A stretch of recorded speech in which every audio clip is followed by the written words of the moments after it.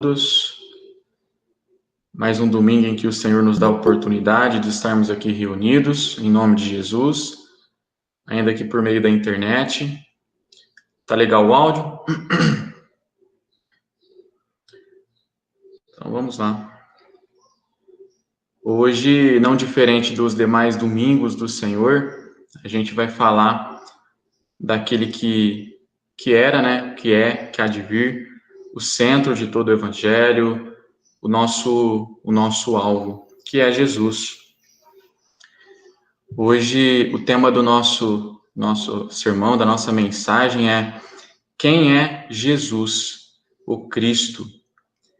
E eu já redireciono essa pergunta para os irmãos presentes e aqueles que depois irão ouvir. Quem é Jesus para você? Será que você conseguiria responder essa pergunta? Essa é uma das perguntas mais importantes da nossa vida. Talvez não, né? Acredito que a mais importante. A resposta, irmãos, determina toda a nossa vida, a minha, a sua, de quem crê em Cristo, quem não é crente em Cristo. A resposta impacta diretamente no nosso agora, no nosso hoje, no nosso amanhã. A Bíblia é clara em dizer quem é Jesus Cristo. A Bíblia é a palavra de Deus, ela revela a Jesus Cristo. Mas pegando um gancho da nossa última mensagem, onde falamos de oração, falamos de relacionamento, intimidade, secreto com Deus, eu acredito que também nós podemos conhecer a Jesus quando passamos tempo com Ele, em oração, no secreto, como a gente mencionou. Quando a gente passa tempo com alguma pessoa, a gente passa a conhecer ela, né? Saber quem é aquela pessoa. E se a gente não tem tempo com Jesus, de forma alguma iremos conhecê-lo de fato como ele é. Jesus Cristo é Deus. Como ele pode ser Deus e ao mesmo tempo homem? Jesus deixou de ser Deus enquanto esteve na Terra? Sendo Deus, como poderia sentir dor? São muitas coisas quando se trata da pessoa de Jesus, é muito assunto, muita coisa a ser dita. Hoje a gente vai ficar um pouco mais de forma específica na divindade de Cristo e na humanidade de Cristo. Quando falamos no homem Jesus Cristo, não estamos nos referindo simplesmente a alguém bom, alguém sábio, influente, que viveu muitos séculos atrás. É algo muito mais profundo do que isso. De acordo com a Bíblia, trata-se do próprio Deus assumindo a natureza humana. E aqui nós já falamos diretamente sobre a divindade de Cristo. João já nos diz isso no Evangelho em que ele deixou para a igreja, sobre as boas notícias, sobre o próprio Jesus. No capítulo 1, no versículo 1, ele diz: no princípio era o verbo, e o verbo estava com Deus, e o verbo era Deus. Sabemos que ele já estava se dirigindo, falando a respeito de Jesus. A Bíblia claramente se refere a Jesus como Deus. O verbo era Deus, o Deus unigênito, Senhor meu e Deus meu, Deus bendito para sempre, nosso Deus, grande Deus, verdadeiro Deus, Deus forte, entre inúmeras outras maneiras em que os evangelhos e toda a Bíblia direciona a Jesus como sendo Deus.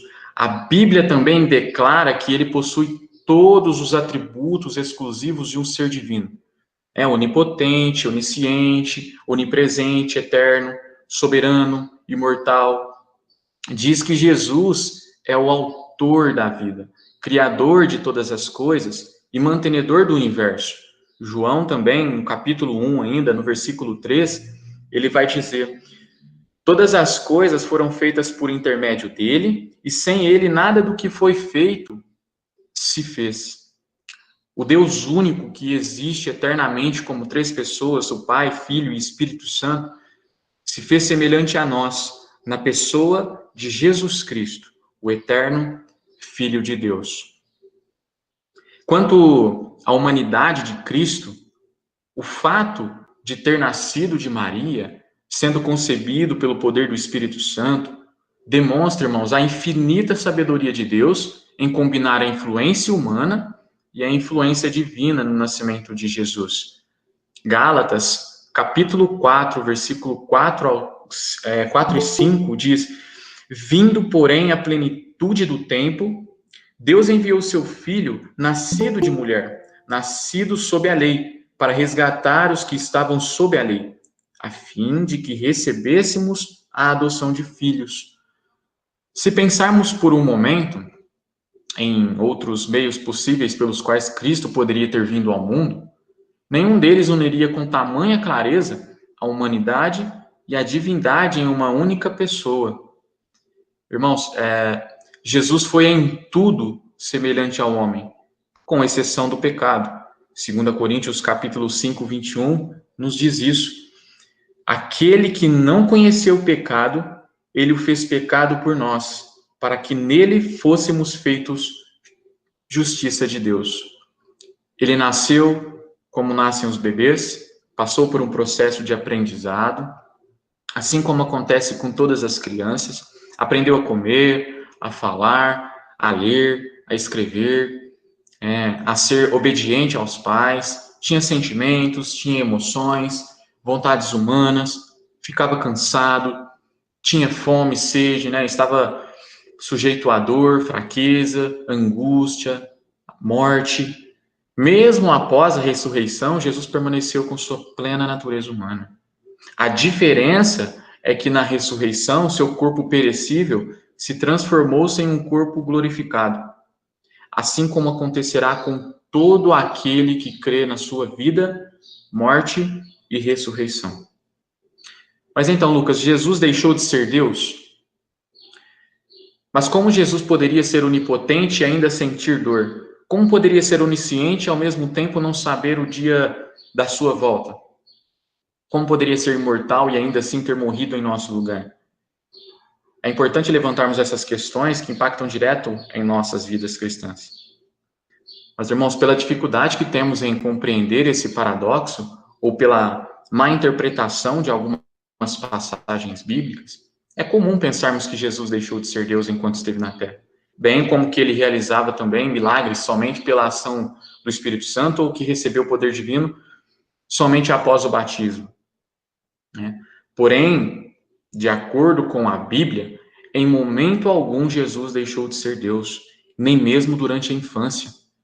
Isaías 9:6 vai nos dizer: porque um menino nos nasceu, um filho se nos deu, o governo está sobre os seus ombros, e o seu nome será Maravilhoso, Conselheiro, Deus Forte, Pai da Eternidade, Príncipe da Paz. Jesus foi chamado de Senhor já no ventre de Maria, e também quando bebê. Irmãos, Jesus demonstrou ser Deus. O próprio Jesus, enquanto homem, afirmou ser Deus. Em João, capítulo 14, versículo 9, em um momento com Felipe, disse-lhe Jesus: Felipe, há tanto tempo estou convosco e não me tens conhecido? Quem vê a mim, vê o Pai. Como dizes tu, mostra-nos o Pai? Demonstrou sua onipotência e sua onisciência, e declarou também a sua eternidade, em Apocalipse 22, 13. Eu sou o Alfa e o Ômega, o primeiro e o último, o princípio e o fim. Inúmeras vezes, Jesus aceitou ser adorado pelos homens, diferente de Paulo, Pedro, já que estes rejeitaram receber adoração, deixando claro que o único digno de ser adorado é Deus. Além disso, outra forte demonstração de que Jesus permaneceu sendo Deus, enquanto homem, foi o fato de perdoar pecados. Somente aquele que recebe a ofensa é que pode perdoar. Se Jesus não fosse Deus, não haveria nenhuma ofensa contra ele. Consequentemente, ele não teria autoridade alguma para perdoar pecados. A verdade é que, em momento algum, Jesus abandonou, ou deixou de lado, ou se esvaziou de sua divindade, ou mesmo de seus atributos divinos. Quando a gente vê lá em Filipenses, o termo esvaziou-se, encontrado em Filipenses, significa apenas que Jesus se fez sem nenhum valor, quando assumiu a forma humana. Sendo Deus, ele tinha plena ciência de quando deveria ou não recorrer ao seu poder divino, e de quando deveria ou não se sujeitar às fraquezas e limitações de sua natureza humana. Como Jesus fazia isso, então? Não temos condições intelectuais para entender totalmente, irmãos. Romanos, capítulo 11, versículo 33 ao 36, ele vai nos dizer a profundidade da riqueza, tanto da sabedoria como do conhecimento de Deus. Quão insondáveis são os seus juízos e quão inescrutáveis os seus caminhos. Quem, pois, conheceu a mente do Senhor? Ou quem foi o seu conselheiro?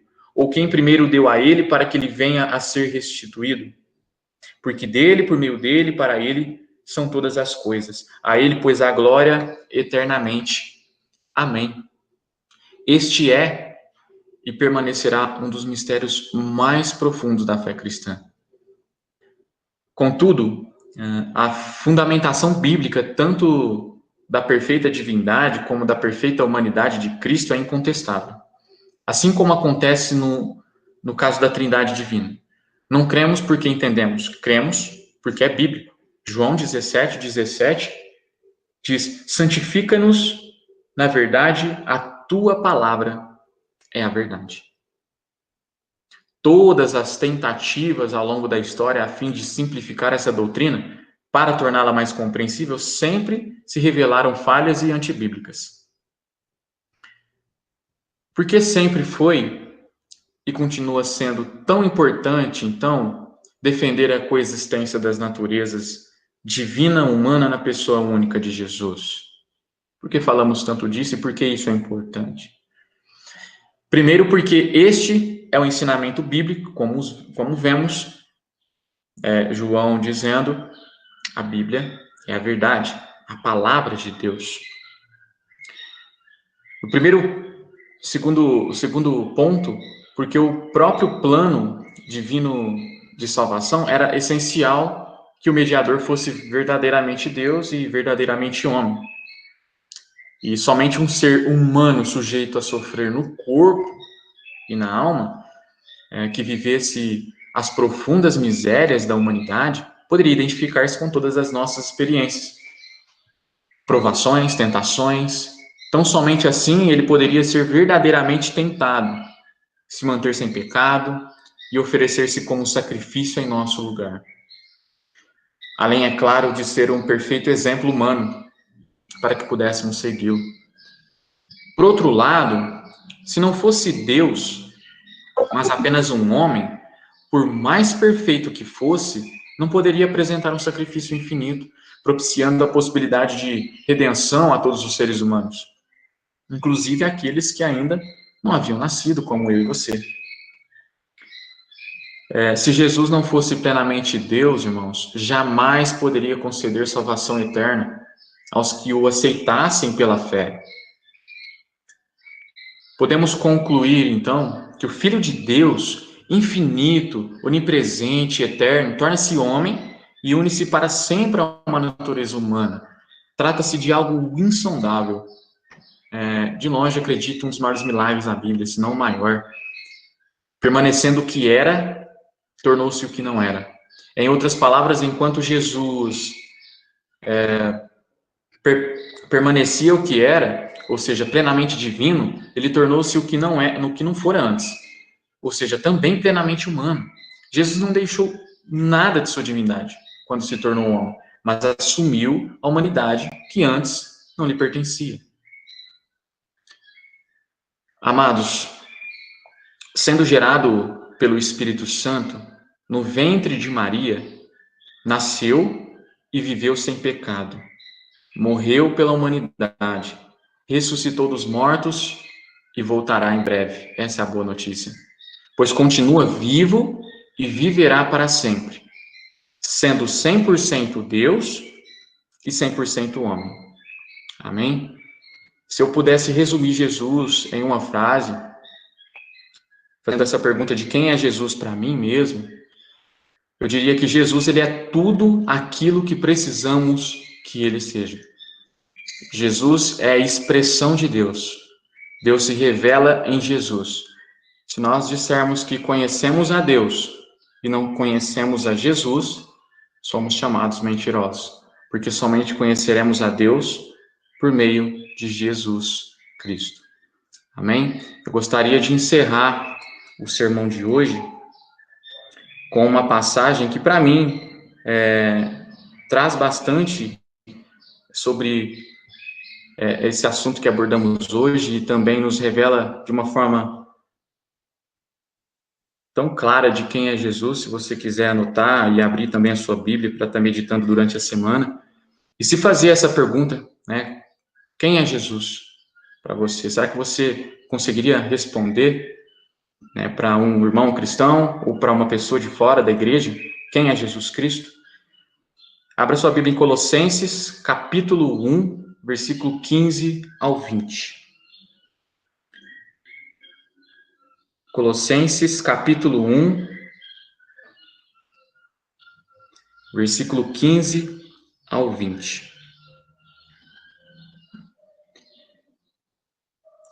Ele é a imagem do Deus invisível, o primogênito de toda a criação, pois nele foram criadas todas as coisas, nos céus e na terra, as visíveis e as invisíveis, sejam tronos ou soberanias, poderes ou autoridades. Todas as coisas foram criadas por ele e para ele. Ele é antes de todas as coisas, e nele tudo subsiste. Ele é a cabeça do corpo, que é a igreja. É o princípio e o primogênito dentre os mortos, para que em tudo tenha a supremacia. Pois foi do agrado de Deus que nele habitasse toda a plenitude, e por meio dele reconciliasse consigo todas as coisas, tanto as que estão na terra, quanto as que estão no céu, estabelecendo a paz pelo seu sangue derramado na cruz. Que o Senhor nosso Deus nos abençoe sempre, em nome de Jesus. Amém.